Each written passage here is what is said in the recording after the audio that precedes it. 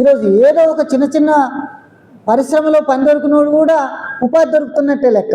అవి కాకుండా ఏదో ఒక పని తాత్కాలికంగా ఏది దొరికితే ఆ పని చేసుకొని బతుకుదాం అనుకునేటటువంటి వాళ్ళు డిగ్రీ పట్టభద్రులు ఉన్నారు. ఈరోజు భారతదేశంలో ఒక దౌర్భాగ్యం ఏంటి అంటే, వాడు చదివిన చదువు వాడికి దేనికి పనికి వస్తుంది? బువ్వ పెడుతుందా? వాడికి ఇంత అన్నం పెట్టాలి కదా చదువు. వృత్తి విద్య, నైపుణ్యత కలిగినటువంటి విద్య ఉంటే దేని మీద ఆధారపడకుండా వృత్తి చేసుకోను, ఆ నైపుణ్యాన్ని ఉపయోగించుకొని వాడు బతకగలుగుతాడు, పని చేసుకోగలుగుతాడు. కానీ భారతదేశంలో వృత్తి విద్య కానీ నైపుణ్యం కలిగినటువంటి విద్య కానీ 2% మాత్రమే ఉంది. 2% మందికి మాత్రమే అది అందుతాను. కానీ ప్రపంచంలో మిగతా దేశాల్లో 95% వృత్తి విద్య కానీ నైపుణ్యం కలిగినటువంటి విద్య కానీ ఆ దేశాలు అందిస్తున్నాయి. ఆ విద్యా విధానం అట్లా ఉంది. వాడికి ప్రభుత్వం ఉద్యోగం కల్పించకపోయినా వాడి సొంత కాళ్ళ మీద నిలబడి బతకగలిగినటువంటి విద్య వృత్తి విద్య కానీ నైపుణ్యం కలిగినటువంటి విద్య కానీ అది 2% ఉంది భారతదేశంలో. అందుకే మన పీడిఎస్సి వాళ్ళు చెప్తుంటారు, మనకు శాస్త్రీయ విద్యా విధానం కావాలి అంటే మన విద్యకి ఉపాధికి లింకే లేదు ఎక్కడ. ఈరోజు ఏటా 15 లక్షల మంది విద్యార్థులు ఇంజనీరింగ్ పట్టాలు తీసుకొని బయటకు వస్తాను. 15 లక్షల మంది. వాళ్ళలో ఎంతమందికి ఉద్యోగాలు వస్తున్నాయి?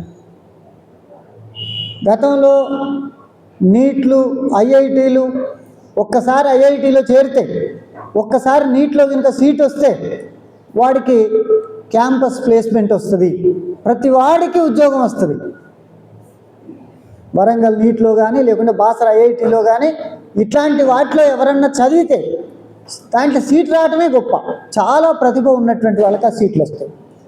అంత ప్రతిభ ఉన్నటువంటి వాడికి ఆ సీట్ వచ్చిన తర్వాత వాడికి లాస్ట్ ఇయర్ రాకముందే 3వ సంవత్సరంలోనే క్యాంపస్ ఇంటర్వ్యూలు జరుగుతాయి. కంపెనీ వాళ్ళు బుక్ చేసుకుంటారు, ఇంత ప్యాకేజ్ ఇస్తామని చెప్పి తీసుకుపోతారు.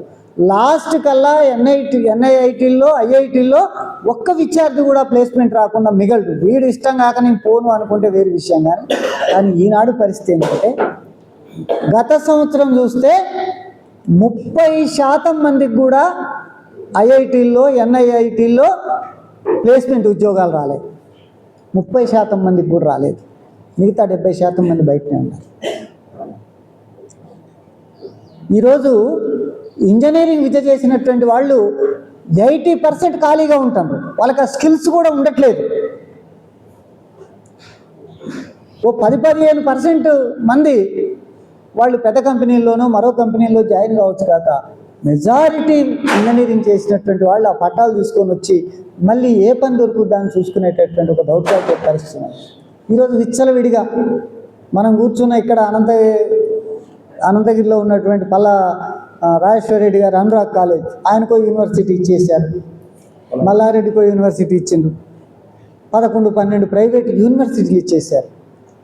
వాడు లక్షల మందిని ఇంజనీరింగ్ చేపించి బయటకు వదిలిపెడతాడు. వాళ్ళకి పని ఎవడు చూపించాలి?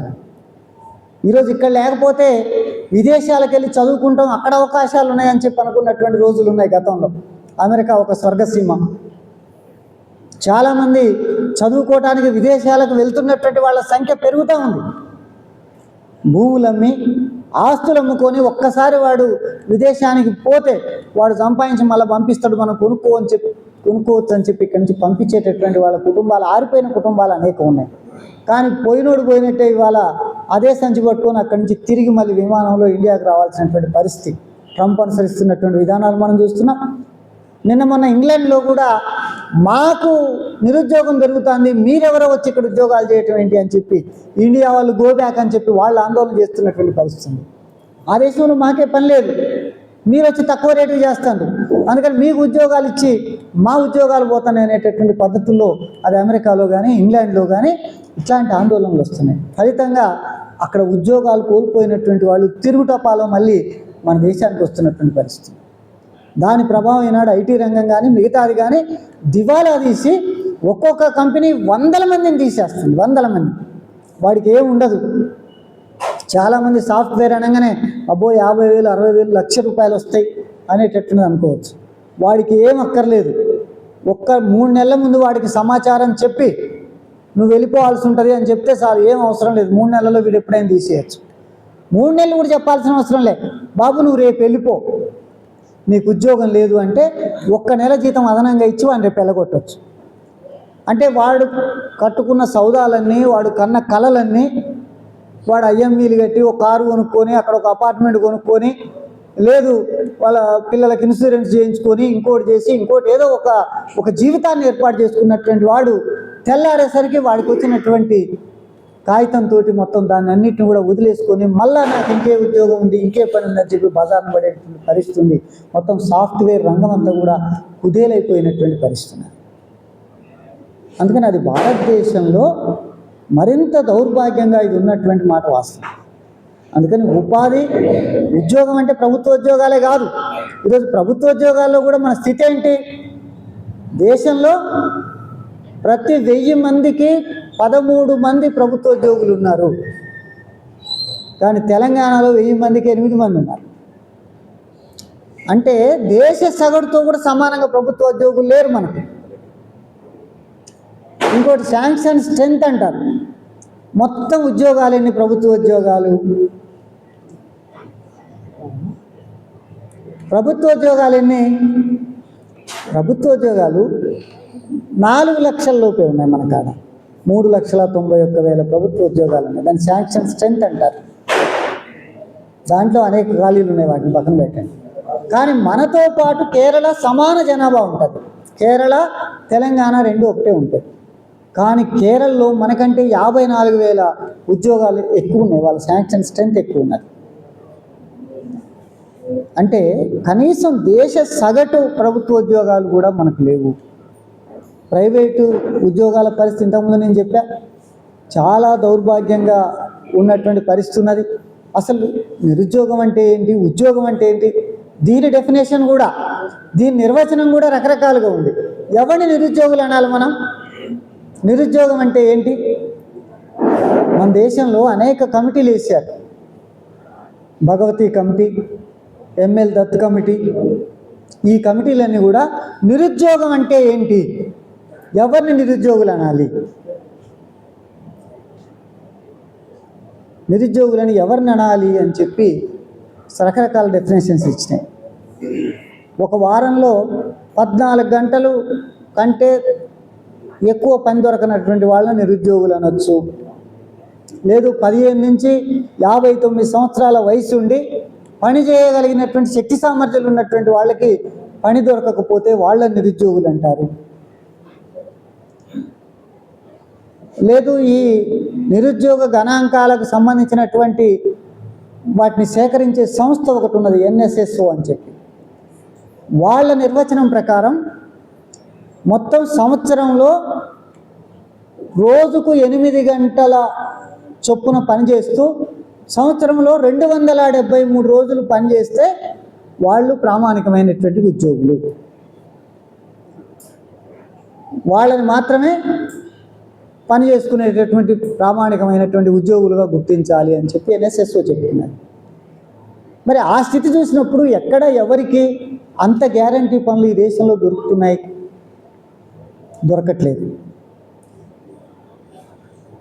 నిరుద్యోగులు అనేక సమస్యల మీద ఆందోళనలకు కూడా సిద్ధమవుతున్నారు. ఒక దారి తెన్నులేనటువంటి ఆందోళనలు, ఉద్యమాలు ఈరోజు నిరుద్యోగులు కొట్టుమిట్టాడుతూ ఉద్యమాల్లోకి రాలేక, ఉద్యమాలు చేసేటటువంటి ఒక రాజకీయ పరిస్థితి పరిపక్వతలోకి దేశంలోకి రానటువంటి ఒక స్థితిలో సతమతమై ఆత్మహత్యలు చేసుకుంటున్నటువంటి పరిస్థితి కూడా దేశంలో ఉంది.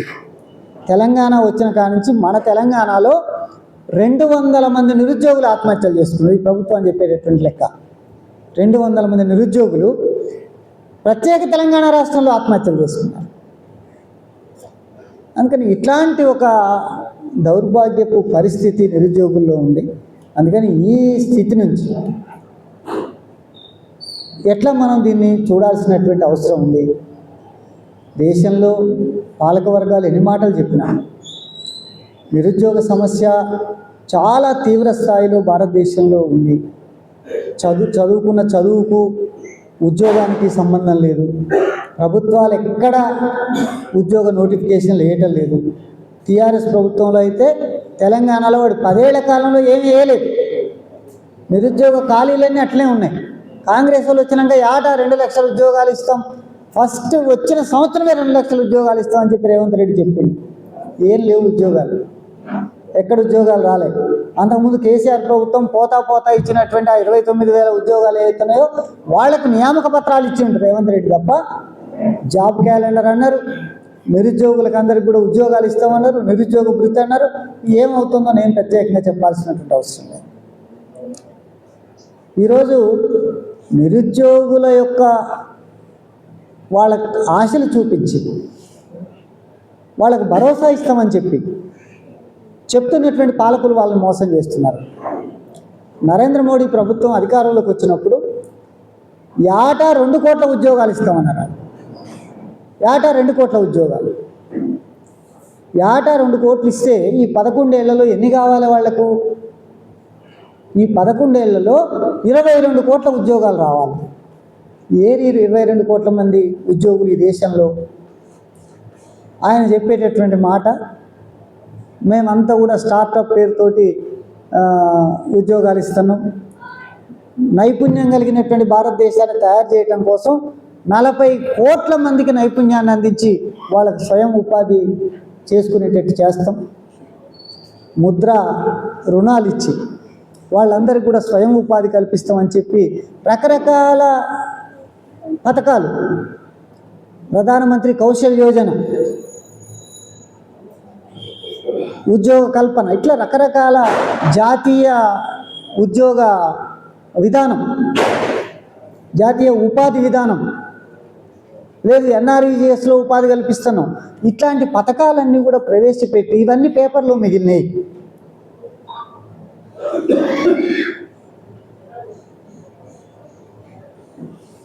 ఇవేవి కూడా ఆచరణలో ఉద్యోగాలు కల్పించేటటువంటి పాపాన పోలేదు. ఇంకా ఒక చిన్న ఇదేంటి అంటే,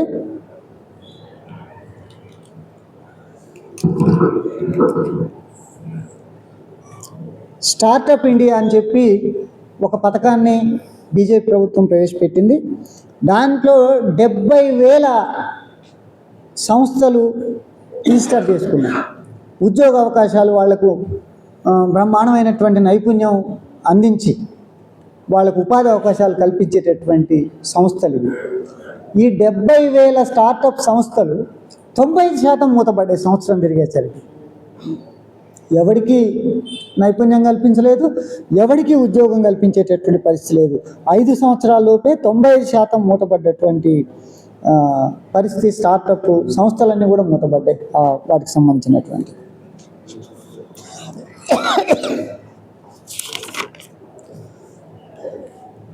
అట్లనే ఇప్పుడు నిరుద్యోగ సమస్య తీవ్రంగా ఉంది. వ్యవసాయ రంగం కల్పించట్లేదు, MSMEలు కల్పించే పరిస్థితి లేదు.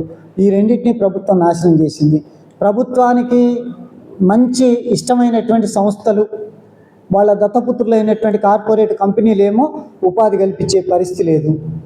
మేతంతా వాళ్ళకు పెడతాండ్రు, వాళ్ళు బలుస్తాండ్రు.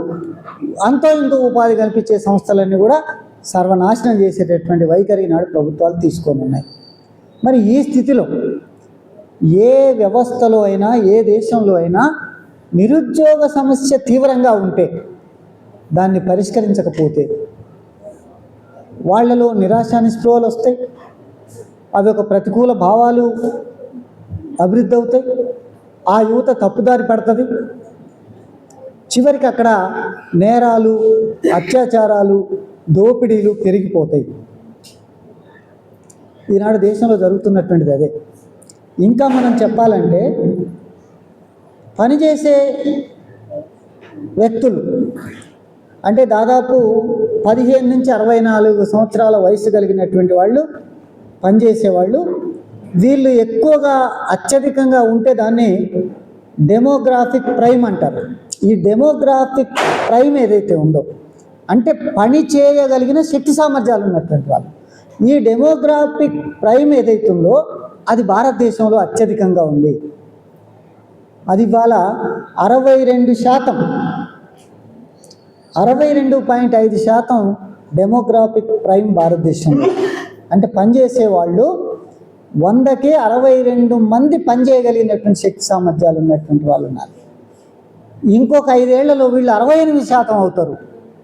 ఈ శక్తి పెరుగుతుంది. అంటే వీళ్ళని మనం ఉత్పత్తిలో భాగస్వాములు చేసుకుంటే, వీళ్ళని ఆర్థిక వ్యవస్థలో భాగస్వాములు చేసుకుంటే ఆ దేశం బ్రహ్మాండమైన అభివృద్ధి చెందుద్ది, ఆ ప్రజలు అభివృద్ధి చెందుతారు. కానీ ఈరోజు ఆ డెమోగ్రాఫిక్ ప్రైమ్ ఎంత ఎక్కువ ఉన్న భారతదేశంలో దాన్ని మనం ఉపయోగించుకునేటటువంటి పరిస్థితి లేదు. అది నిర్వీర్యమైపోయి పక్కదారి పడుతుంది. నిన్న ఈ సెప్టెంబర్ నెలలోనే మన హైదరాబాదు నగరంలో చెర్లపల్లి ప్రాంతంలో ఒక డ్రగ్స్ గుట్టుని పోలీసులు పట్టుకున్నారు. 12,000 కోట్ల విలువైనటువంటి మత్తు పదార్థాలు, వాటి ఉత్పత్తికి సంబంధించినటువంటి ముడి పదార్థాలని పోలీసులు స్వాధీనం చేసుకున్నారు. ఎందుకు ఇంత పెద్ద ఎత్తున మత్తు పదార్థాలు ఉత్పత్తి జరుగుతుంది? ఎవరు వాడుతున్నారు దీన్ని? ఇప్పటికే ట్రంప్ ముత్తుకుంటా ఉండు, భారతదేశం డ్రగ్స్ మాఫియా, డ్రగ్స్ ఉత్పత్తి చేసి ప్రపంచంలో సరఫరా చేసేటటువంటి దేశంగా ఉంది అని చెప్పి ట్రంప్ మాట్లాడుతున్నటువంటి దాన్ని మనం చూస్తున్నాం. ఈరోజు కాలేజీలు, అడ్డాలు, గంజాయి, ఓపియం లాంటి నల్లమందు తీసుకుంటున్నటువంటి వాళ్ళు సంఖ్య పెరుగుతుంది. ఈరోజు మన దేశంలో 2% పైగా గంజాయి వాడుతారు, 2% పైగా నల్లమందు వాడుతారు. ఆల్కహాలిక్ సంబంధించినటువంటి లోన్ అయినటువంటి వాళ్ళు 14 కోట్ల మందికి పైగా భారతదేశంలో ఉన్నారు. ఇవి ఒక లెక్కలు. కానీ ఈరోజు మనం చూస్తే గ్రామాల్లో ఎట్లుంది? ఏ పని లేనటువంటి వాడు తాగుదాం, తిరుగుదాం, కూర్చొని ఏదో చేద్దాం, వాళ్ళ మెదళ్లలో తప్పుడు భావాలు వచ్చి ఈనాడు జరుగుతున్నటువంటి అత్యాచారాలు, లేదు కిరాయి హత్యలు చాలా చోట్ల మనం చూస్తున్నాం. ఎవడన్నా రాజకీయ నాయకుడు ఉంటే వాడు వీడికి ఎంతో కొంత ఇంత తాగడానికి, తినడానికి విధిలిస్తే వాడికి ఊడిగం చేసి భజన చేస్తున్నటువంటి వాళ్ళు యువత ఈనాడు ఎక్కడ చూడు. వాడి యువసేన, వీడి యువసేన, పలానోడి సేన. వాడు ఒక మంత్రి అయితే, ఒక ఎమ్మెల్యే అయితే, వాడికి ఒక పదవి ఉంటే వాడి చుట్టూ భజన చేసి రోజు పూట గడుపుకునేటటువంటి యూత్ ఈనాడు మన కాడ ఎక్కడ చూసినా కోకొళ్ళలుగా కనపడుతున్నటువంటి పరిస్థితి. ఇవాళ ఏ నేరాలు చూసినా వాడికి ఏమీ పని లేనటువంటి వాడు. మీరు చూడండి, ఒక ప్రభుత్వ ఉద్యోగి అత్యాచారం చేసిన వేరుగా ఉండొచ్చు, కానీ హత్యల్లో పాల్గొన్నటువంటి వాళ్ళు, అత్యాచారాలు చేస్తున్నటువంటి వాళ్ళు, నేరాలు చేస్తున్నటువంటి వాళ్ళు ఉద్యోగుల్లో ఉండరు. నిరుద్యోగులుగా ఉన్నటువంటి వాడు ఏం చేయాలనో తెలియక, ఇంట్లో వెళ్ళక, తినడానికి లేక, అనేక రంగుల ప్రపంచం మన చుట్టూ ఉన్న తర్వాత ఓ సెల్ ఫోన్ కొనుక్కోవడానికి డబ్బులు లేవు, ఒక మంచి డ్రెస్ వేసుకుందామంటే లేదు, పక్కోళ్ళలాగా ఒక రేబాను కళ్ళజోడు కొనుక్కుందామంటే డబ్బులు లేవు. ఏం చేయాలి? తల్లిదండ్రులు ఇచ్చేటటువంటి పరిస్థితి లేదు, మనకు ఉద్యోగం ఉన్నటువంటి పరిస్థితి లేదు. కాబట్టి మనం ఏం చేయాలి? ఏదో ఒకటి చేయాలి. మోసం చేయటం కూడా ఈరోజు గొప్ప విషయమే. తెలివి అంటే మోసం చేయటం ఎదుటోళ్ళని.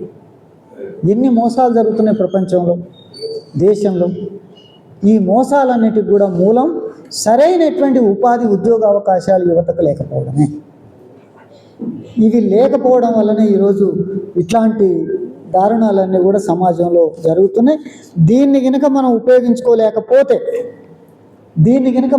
ఈ శక్తిని కనుక మనం ఉపయోగించుకోలేకపోతే ఈ దేశం మరింత ప్రమాదకరంగా మారేటటువంటి ప్రమాదం ఉంది. అంతర్యుద్ధాలు వచ్చే అవకాశం కూడా ఉంది. మనం పక్కనే చూస్తున్నాం, శ్రీలంక కానీ, నిన్న బంగ్లాదేశ్ కానీ, ఈరోజు నేపాల్ కానీ ఎట్లా జరుగుతున్నాయి. తినడానికి తిండి లేక, కనీస అవసరాలు తీర్చుకోలేక, ఉద్యోగ అవకాశాలు లేక, పాలకులు ఎంత గొప్ప చెప్పుకున్నా వాళ్ళకి కావలసినటువంటి కనీస అవసరాలు తీర్చినటువంటి స్థితిలో వీధుల్లోకి వచ్చి బజార్ను పడి ఆందోళనలకు దిగుతున్నటువంటి పరిస్థితి ఈనాడు పక్క దేశాల్లో చూస్తున్నాం. భారతదేశానికి కూడా ఎంతో దూరంలో లేదు. ఇంకొక ఆందోళన ఏంటి అంటే, ఇప్పటికే కంపెనీల్లో, పరిశ్రమల్లో యాంత్రీకరణ పెరిగిపోయింది, టెక్నాలజీ. వాళ్ళు ఏం చేస్తున్నారు? అది పెరిగిన తర్వాత కార్మికులతోటి పని లేదు, కార్మిక సంఘాలతోటి పని లేదు, మొత్తం లేబర్ చట్టాలన్నీ కూడా రద్దు చేసి, కొట్లాడి సాధించుకున్నటువంటి కార్మిక చట్టాలని రద్దు చేసి మొత్తం వాటన్నిటిని కూడా పక్కన పడేసినటువంటి పార్లమెంట్లో చట్టం చేసుకొని ఇప్పటిదాకా చేసుకున్న చట్టాలన్నింటినీ కూడా పక్కన పడేసి కార్పొరేట్లకు అనుకూలంగా, పెట్టుబడిదారులకు అనుకూలంగా కొన్ని కోర్సులు తీసుకొని వచ్చారు భారతదేశంలో. వ్యవసాయ రంగంలో కార్పొరేట్ వ్యవసాయాన్ని ఎట్లా తీసుకురావాలి, దేశ విదేశీ పెట్టుబడిదారులకు మన వ్యవసాయ రంగాన్ని ఎట్లా అప్పచెప్పాలని చెప్పి నిన్నటి వరకు ఎన్ని కుట్రలు చేయాలనో అన్ని కుట్రలు నరేంద్ర మోడీ ప్రభుత్వం చేసింది, వాటిని కొనసాగిస్తుంది. వీటన్నిటి నేపథ్యంలో ఇప్పటికే ఉపాధి లేదు, బువ్వ లేదు, ఉద్యోగం లేదు అని చెప్పి ఆందోళన చెందుతున్నటువంటి యువతరం, ఇప్పటికే నిరుద్యోగులు అని చెప్పుకునేటటువంటి వాళ్ళల్లో 65% మంది చదువుకున్న నిరుద్యోగుల్లో 65% మంది చదువుకున్నటువంటి వాళ్ళే, ఉన్నత చదువులు చదువుకున్నటువంటి వాళ్ళు. అది 2021లో 54% ఉంటే చదువుకున్న వాళ్ళు 24కి వచ్చేసరికి 65% పెరిగారు. చదువుకున్నటువంటి వాళ్ళు పెరిగింది. వాళ్ళకే పని లేదు, వాళ్ళకు పని చేయించే స్థితిలో లేరు. ఇప్పుడు అదనంగా ఆర్టిఫిషియల్ ఇంటెలిజెన్సీ పేరుతో వస్తున్నటువంటి ఒక ఆధునిక టెక్నాలజీ ఏఐ, కృత్రిమ మేధ, ఇది ఇవాళ ప్రపంచంలో ఆధునిక కృత్రిమ మేధని ఎక్స్పోర్ట్ చేసేటటువంటి దేశాల్లో 2వ పెద్ద దేశం భారతదేశం. ఇక్కడ నిరుద్యోగులకు మాత్రం ఉద్యోగం చూపించే పరిస్థితి లేదు, కానీ ఆర్టిఫిషియల్ ఇంటెలిజెన్సీని మాత్రం బ్రహ్మాండంగా డెవలప్ చేసి ప్రపంచానికి అందించేటటువంటి ఒక స్థితి ఉంది. ఈరోజు మొత్తం మరో ఒక 5 ఏళ్లలో ఈ కృత్రిమ మేధ మార్కెట్ పరిణామం ప్రపంచంలో $1,00,000 కోట్ల మించనుంది అని చెప్పి ఒక అంచనాలు చెప్తున్నాయి. అంటే ఇది వచ్చిన తర్వాత ఇక కార్మికుల పని, ఉద్యోగుల పని ఏముంటుంది, అవసరం ఏముంటుంది ఏటికైనా. ఏఐ వచ్చిన తర్వాత ఇంకా ఇది ఉపాధి ఉద్యోగ రంగాల మీద పిడుగుపాటు లాంటి వార్త ఇది. ఏ వ్యవస్థలోనైనా అక్కడ ఉన్నటువంటి ప్రజలకు సరిపడా ఉపాధి, సరిపడా పని కల్పించి ఉపాధి కల్పించిన తర్వాత మనం ఎంత టెక్నాలజీ అన్న ఉపయోగించవచ్చు. కానీ వాళ్ళని పక్కన పెట్టి ఊళ్ళో కూలోడికేమో పని దొరకదు, కుప్ప కొట్టడానికి నూర్పిడి యంత్రాలు వస్తాయి, వీడి ఆకలితో మాడి చస్తూ ఉంటాడు, వాడు ఇంకో పుట్టెడు పంపిస్తాడు, వీటన్నిటిని కూడా పెట్టుబడిదారులు దోపిడీ చేసుకొని పోతారు. అందుకని ఈరోజు కృత్రిమ మేధ ఏదైతే ఉందో ఇది మరొక పిడుగుపాటు నిరుద్యోగుల మీద అనేటటువంటి దాన్ని కూడా మనం అర్థం చేసుకోవాల్సినటువంటి అవసరం ఉంది. ఇట్లా ఈ దేశంలో ఉన్నటువంటి నిరుద్యోగం, ఈ దేశంలో కొనసాగుతున్నటువంటి దరిద్రం, ఆకలి అన్నీ అయితే ఉన్నాయో, ఈ స్థితిలో నిరుద్యోగులకు సంబంధించినటువంటి సమస్యలు ఎట్లా పరిష్కారం అవుతాయి, ఏం చేయాలి? చాలామంది అంటారు మేము వస్తే అన్ని ఉద్యోగాలు ఇస్తాం, మేము ఇస్తాం అవి ఇస్తాం. చాలామందిని చూసాం మనం. ఈరోజు ప్రత్యేక తెలంగాణ రాష్ట్రంలో కేసీఆర్ అధికారంలోకి వచ్చినప్పుడు బంగారు తెలంగాణ చేస్తాం అన్నారు. బంగారు తెలంగాణనే, ఇంకా దానికి ఇంకో డెఫినేషన్ అవసరం లేదు. మరి బంగారు తెలంగాణ ఏమైంది?